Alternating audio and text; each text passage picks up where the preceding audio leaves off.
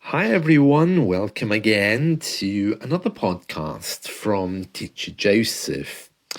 Well, it's the end of an era because, as I was saying in the news headlines, the BBC has discontinued its radio broadcasts on long wave after 101 years.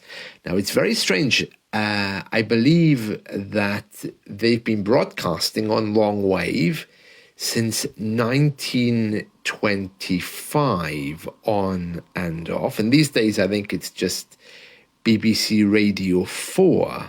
It's the last one that's on long wave. In case you're wondering what long wave is, if you go to your radio, if you still have one, if you're as old as I am, your radio has FM, it has AM, it might have medium wave, MW, which is the same as AM, and there's also another band called LW, long wave. And of course, if your radio is old enough, you might also have SW for shortwave. So the BBC, I think it's more or less the only station in Europe that's still broadcasting on long wave. I could be wrong there, but it's the only one that I ever had on long wave.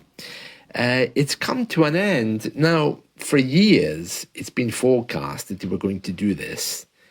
And I say that because they were always saying, even when I was a boy, they were always saying, well, we know that there is some special type of technology used here that we can't replace. It's not that they didn't want to replace it, they couldn't. And now they're saying that they've made the decision to actually just stop. So let's read a little bit here. This is a Facebook post from somebody called Ahmed Tijani Ramalan. He's been talking about this on his Facebook page. A lot of people from other countries are quite upset because they could listen on long wave in the evening to the BBC, and people like me who loved radio loved just hearing it and knowing it was there. It was very comforting. But anyway, let's see what it says here. It says, the BBC has officially discontinued its long-wave radio broadcasts, marking the end of nearly 100 years of service. BBC Radio 4, the last remaining long-wave station in the UK, ceased operations at 1 a.m. on Saturday. Yeah, they played the national anthem. It was lovely, actually. It says here, long-wave broadcasting began in 1934. Really? I'm sure it was 1925. But anyway, long-wave broadcasting began in 1934 and played a crucial role during World War II in transmitting important messages. BBC Radio 4 adopted the long-wave frequency in 1978 and has maintained its presence in this format to date.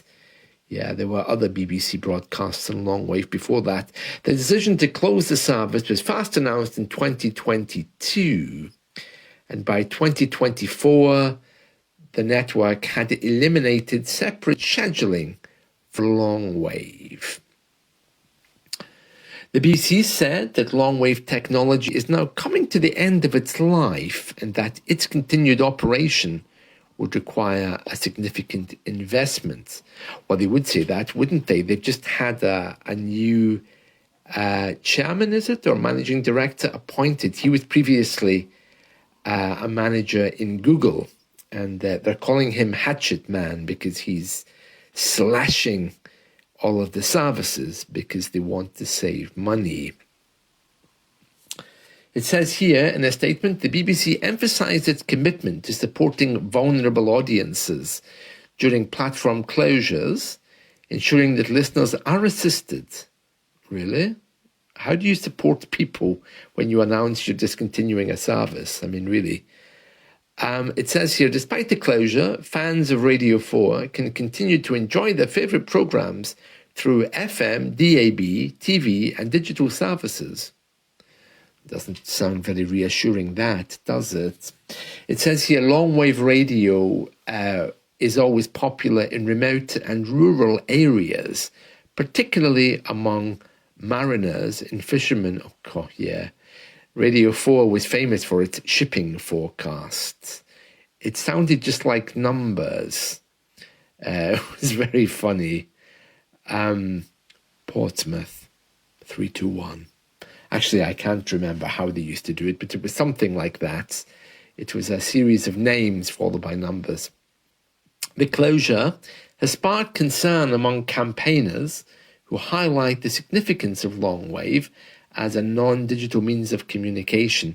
Yet, see, this is really important, because if the war comes again, the first thing that will go will be the internet. And of course, we will be looking for radios and transmissions at that point. During the final shipping forecast, a Radio 4 announcer remarked it's the end of an era. And they're saying that the long wave services was managed by Arqiva. That was the technology company used to manage their transmissions. A woman here, Caroline Abrahams, of a charity here in the UK called Age UK. This is a charity that looks after older people. She stressed a concern emphasizing the importance of not leaving vulnerable populations behind as the media increasingly shifts online. She called upon the government to lead efforts in digital inclusion, helping people to get online. Yeah, it's very sad. I mean, there was no good time to do this, really. But coming off traditional platforms like long wave, medium wave, FM, they're all doing it. So I don't know what's going to happen. But if you were listening to the BBC on long wave, you're probably over a certain age. It used to broadcast at 198, but I might go to long wave tonight just to see what else is on there. Now that it's gone, there may be something lurking behind that signal. You know, like another channel that I couldn't hear or something. I love radio, so I'll be there going through the bands to see what else I can find. And that's it. That's the story. The BBC leaves long wave. Right, I hope you've enjoyed this. Let's talk again soon, and I wish you all a very, very peaceful day. Bye.